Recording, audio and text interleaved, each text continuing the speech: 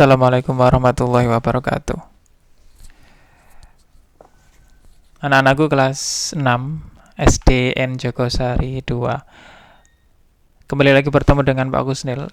Kita belajar Pendidikan Agama Islam bab 1 tentang surat Al-Kafirun. Ini kalau kita lihat di buku, judulnya adalah Indahnya Saling Menghormati.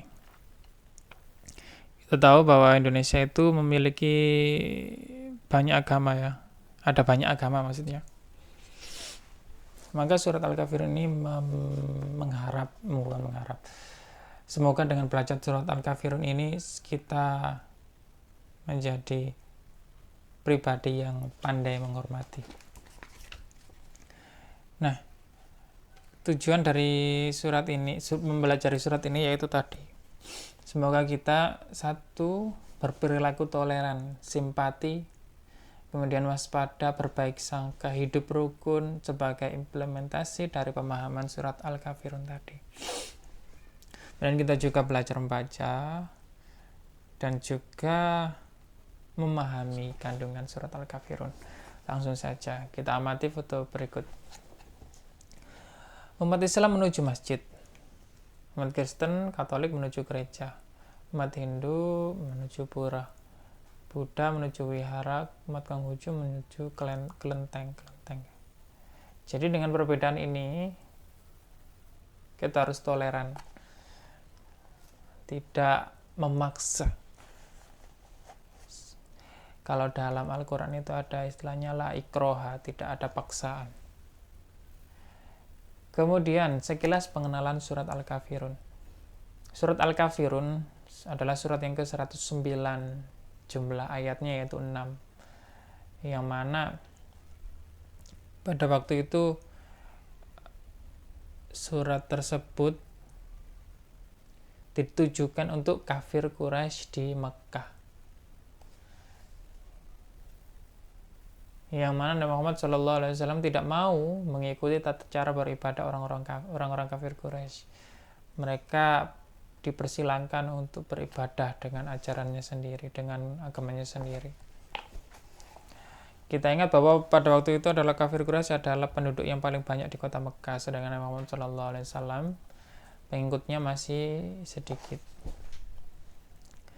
Karena kafir Quraisy ini takut jika Islam itu semakin banyak, maka mereka itu ingin satu tahun menyembah Islam, kemudian dibalas orang Islam 1 tahun menyembah agama mereka. Muhammad SAW menolak dengan tegas. Kemudian cara membaca surat Al-Kafirun, ada tanda fathah, kasroh, dhammah, dibaca dengan jelas. Fathaten, kasroten, dhammaten. Kemudian ada tasydid, juga ada sukun. Nah, silakan dicermati Pak Kusnil ketika membacakan.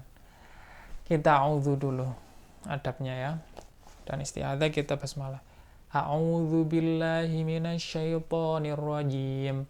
Bismillahirrahmanirrahim. Qul ya ayyuhal kafirun la a'budu ma ta'budun wa la antum 'abiduna ma a'bud wa la ana 'abidum ma 'abadtum wa la antum 'abiduna ma a'bud lakum dinukum waliyadin. Setiap kebiasaanku, aku selalu membaca Al-Quran surat Al-Kafirun dengan tartil. Jadi dengan pelan, gak usah terburu-buru. Perlu diperhatikan tadi. Harus diawali dengan isti'adzah dan basmalah. Adabnya seperti itu, disunnahkan. Kemudian, Qul ya, ini ayat yang pertama, ya itu panjang ya. Kemudian dilanjutkan ayat yang kedua, sama la a'budu, itu dinamakan mad jaiz munfasil, ada mad tabi'i bertemu dengan hamzah. Ayat ketiga juga seperti itu, wala la itu panjang mad tabi'i bertemu dengan hamzah, Kemudian ma'budu, itu juga namanya mad jais. Keempat juga wala ana, mad tabi bertemu hamzah maka dinamakan mad jais. 5 juga seperti itu, ada 2 mad jais, la antum ma'budu. Nah, mad jais seperti ini dibaca 5 ketukan paling panjang. Nah,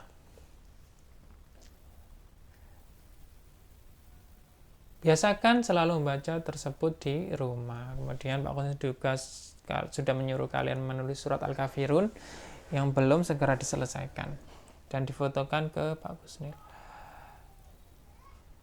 Ini ada beberapa huruf ya yang bisa digandeng di tengah, awal, dan akhir. Kemudian ada huruf yang tidak bisa digandeng di awal tapi bisa digandeng di akhir. Kalau di tengah bisa tapi tidak bisa dilanjutkan lagi. Kemudian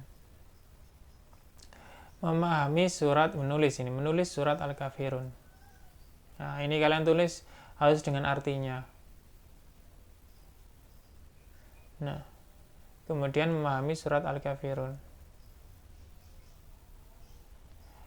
Qul ya ayyuhal kafirun. Nah, kita pahami surat Al-Kafirun dengan membuka tafsir ya. Nanti Pak Kusnil bacakan. Kita baca bersama-sama biar enak. Saya buka aplikasinya.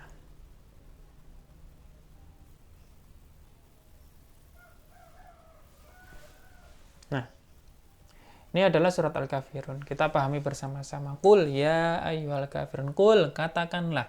Ya ayyuha wahai al-kafirun, orang-orang kafir. Maksudnya di sini ya dalam tafsir Ibnu Katsir kita dijelaskan bahwa surat ini, surat Al-Kafirun, menyatakan pembebasan diri dari apa yang dilakukan oleh orang-orang musyrik, dan surat ini memerintahkan untuk membebaskan diri dengan sebersih-bersihnya dari segala bentuk kemusyrikan. Maka Allah berfirman, Qul ya ayyuhal kafirun. Harus bersih dari musyrik apapun itu. Musyrik itu apa sih Pak? Musyrik itu kesyirikan, penyekutuan, menyembah selain Allah. Nah, harus bersih, nggak boleh ada yang disembah selain Allah. Kemudian mencakup semua orang kafir di muka bumi ini. Jadi Qul ya ayyuhal kafirun itu meskipun diturunkan untuk orang kafir Quraisy, tapi ditujukan untuk semua kafir di muka bumi ini yang tidak boleh kita lakukan, harus dijauhi kemusyrikan tersebut. Tetapi lawan bicara yang ditujukan pada ayat ini adalah orang-orang kafir Quraisy. Menurut suatu pendapat, di antara kebodohan orang kafir Quraisy adalah mereka mengajak Nabi Muhammad SAW, Rasulullah SAW, untuk menyembah berhala-berhala mereka selama 1 tahun. Lalu mereka pun akan menyembah sembahannya selama 1 tahun. Jadi bergantian. Mereka mengajak Rasul menyembah berhala selama 1 tahun. Kemudian mereka menyembah Allah Subhanahu wa Ta'ala selama 1 tahun. Nah, langsung dibalas oleh Allah Subhanahu wa Ta'ala dengan menurunkan surat ini dan memerintahkan kepada Rasulullah SAW dalam surat ini agar memutus hubungan dengan agama mereka secara keseluruhan. Jadi, kalau dalam masalah keyakinan, akidah, itu tidak boleh adanya percampur bauran seperti ini. Ya, harus tegas. Nah, tegas maksudnya gimana? Tetap dalam keyakinan masing-masing. Nah, tidak boleh berpindah sini, berpindah situ, berpindah sini, berpindah situ. Seperti yang dilakukan oleh kafir Quraisy, tidak boleh mengajak orang lain menyembah 1 tahun, kemudian kita menyembah ke yang lain 1 tahun, tidak boleh. Kemudian ayat yang kedua, la a'budu ma ta'budun.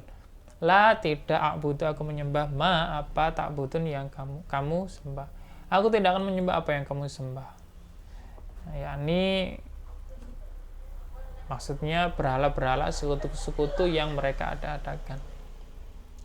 Dalam ayat ini Allah Subhanahu wa taala memerintahkan Nabi Muhammad SAW agar menyatakan kepada orang-orang kafir bahwa Tuhan yang mereka sembah bukanlah Tuhan yang ia sembah. Beda Tuhannya orang kafir dengan orang Islam, karena mereka menyembah Tuhan yang memerlukan pembantu, mempunyai anak, menjelma menjadi suatu bentuk, suatu rupa, ya patung misalnya ya, atau bentuk-bentuk yang lain yang mereka dakwahkan. Sedang Nabi Muhammad SAW menyembah Tuhan yang tidak ada tandingannya, tidak ada sekutu baginya, tidak mempunyai istri, tidak mempunyai anak. Akal tidak sanggup menerka bagaimana dia. Tidak ditentukan oleh tempat dan tidak terikat oleh masa, tidak memerlukan perantara, tidak memerlukan penghubung. Maksud pernyataan itu adalah terdapat perbedaan besar antara Tuhan yang disembah orang-orang kafir dan Tuhan yang disembah oleh Nabi Muhammad SAW. Jadi sangat besar sekali perbedaan antara Tuhan orang-orang kafir dengan orang-orang Islam. Yang mana orang kafir itu, orang kafir Quraisy menyembah berhala, yaitu patung-patung di sekitar Ka'bah itu, kalau orang Islam menyembah Allah Subhanahu wa taala. Kemudian wala antum abiduna ma abud, dan kamu juga bukan penyembah apa yang aku sembah. Selanjutnya Allah Subhanahu wa taala menambahkan lagi pernyataan bahwa sama seperti tadi, bahwa Tuhan yang didakwakan Nabi Muhammad SAW itu sangat berbeda dengan sifat-sifat Tuhan yang mereka sembah, yaitu berhala-berhala tersebut. Kemudian wala ana abidum abadum, dan aku tidak pernah menjadi penyembah apa yang kamu sembah. Nah, karena perbedaan sifat Tuhan atau yang perbedaan yang sangat besar antara Tuhan orang-orang kafir dan Nabi Muhammad SAW, maka ibadah pun berbeda. Dan aku tidak pernah menjadi penyembah apa yang kamu sembah. Maka ibadahnya pun berbeda. Wong Tuhannya pun berbeda, maka ibadahnya berbeda. Maka jangan disama-samakan. Begitu juga kayak tadi, wala antum abiduna ma abud, dan kamu tidak pernah pula menjadi penyembah apa yang aku sembah. Nah, karena Tuhannya berbeda, maka cara beribadahnya berbeda. Dan ayat ini ditutup dengan lakum dinukum waliyatin, untukmu agamamu, untukku agamaku. Nah, kemudian ayat ini Allah Subhanahu wa taala mengancam orang-orang kafir dengan firman-Nya, bagi kamu balasan atas amal perbuatanmu dan bagiku balasan atas amal perbuatanku. Ya, bagi mereka yang menyembah berhala, maka bagi mereka balasan atas sesembahan itu, balasan atas perbuatan mereka. Mereka yang menyembah berhala, ya balasannya yang menyembah berhala tadi. Kalau balasannya balik bagiku menyembah Allah Subhanahu wa taala, ya balasannya itu atas amal perbuatanku menyembah Allah Subhanahu wa taala. Balasannya pun berbeda, perbuatannya berbeda, Tuhannya berbeda, maka ibadahnya berbeda, balasannya pun berbeda. Nah, itu tadi tentang surat Al-Kafirun. Maka kalian diharapkan untuk belajar surat Al-Kafirun dengan menghafalkannya, dibaca berkali-kali. Maka rangkuman di penjelasan tadi yaitu 1. Surat Al-Kafirun merupakan urutan yang ke-109 dalam Al-Quran. Surat ini terdiri dari 6 ayat, turun di Mekah sehingga dinamakan Makkiyah. Surat Al-Kafirun juga mengisyaratkan bahwa semua harapan usaha orang-orang kafir Quraisy untuk menghentikan dakwah Nabi Muhammad SAW. Kemudian surat Al-Kafirun juga menerangkan bahwa Nabi Muhammad SAW tidak mau mengikuti tata cara beribadah orang kafir Quraisy, yang tidak mau menyembah apa yang disembah oleh orang kafir Quraisy. Nah, kita harus beribadah sesuai dengan tata cara kita beribadah sendiri-sendiri. Bagimu agamamu, bagiku agamaku. Nah, itu tadi.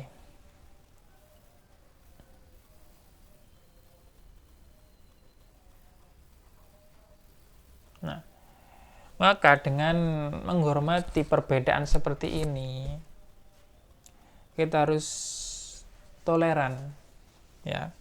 Kan pada waktu itu Nabi Muhammad SAW pada waktu di Mekah itu kan jumlahnya masih sedikit, orang kafir Quraisy itu banyak, memaksa Nabi Muhammad menyembah agama orang kafir Quraisy. Maka kalau kita pada hari ini tidak boleh seperti itu, tidak boleh memaksa kaum minoritas, apalagi meneror mereka, tidak boleh, ya. Karena sudah dijelaskan oleh Nabi Muhammad SAW, bagimu agamamu, bagiku agamaku. Tuhanmu berbeda, tata cara beribadahmu juga berbeda, maka balasanmu juga berbeda, balasannya juga berbeda. Nah, dengan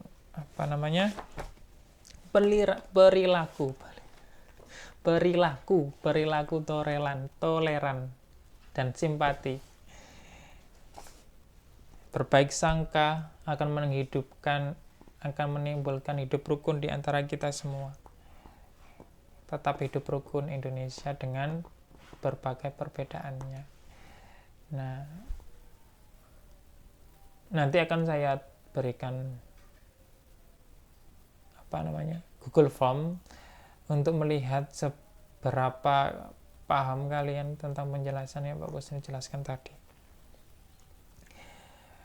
Nah, untuk absensi kalian cukup komentar di bawah, sebutkan kelas, nama, dan nomor absen. Jika ada yang ingin ditanyakan, silakan ditanyakan. Jika ada salah kata atau salah ucap, Pak Kusnil mohon maaf. Kita sama-sama belajar. Cuma Pak Kusnil yang ada di depan, kalian yang di belakang, gitu aja. Nah, sekian dari Pak Kusnil. Kita tutup dengan berdoa bersama-sama, ya. Semoga ilmu yang kita pelajari bermanfaat. Kita berdoa kafaratul majelis. Subhanakallahumma wa bihamdika asyhadu an la ilaha illa anta astaghfiruka wa atubu ilaik.